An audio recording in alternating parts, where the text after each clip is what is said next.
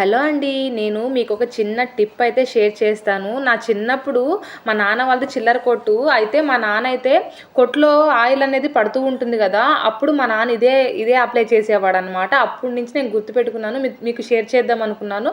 కానీ నాకు గుర్తులేదు. ఫైనల్లీ ఇప్పుడైతే నాకు గుర్తొచ్చింది. మనం మామిడికాయ పచ్చడి పెట్టినప్పుడు ఆయిల్ కింద పడ్డప్పుడు గుర్తొచ్చింది. చూడండి, మనకి ఇంట్లో ఆయిల్ పడుతూ ఉంటుంది కదా! అప్పుడు మనం సర్ఫేస్ కడిగినా, సబ్బేసి కడిగినా అసలు ఆ జిడ్డు అనేది పోదు. అలాంటప్పుడు మనం ఏం చేయాలంటే గోధుమ పిండి కానీ, మైదా పిండి కానీ, బియ్యం పిండి కానీ, అది ఏదైనా పిండి ఉంటుంది కదా, మొత్తం చల్లేసి చూడండి, చీపురుతో చిమ్మడం కానీ, ఇంకా చేత్తో మొత్తం ఇంకా అలా అనేస్తే చూడండి, జిడ్డు కానీ బంక కానీ ఏమీ లేదు. 1 మినిట్లోనే మొత్తం క్లియర్ అయిపోయింది. చూడండి, అసలు బంక్ అనేది లేకుండా ఎలాగైపోయిందో చూడండి.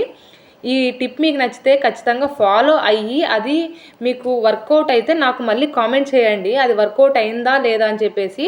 అలాగే ఈ వీడియో మీకు నచ్చితే లైక్ చేయండి.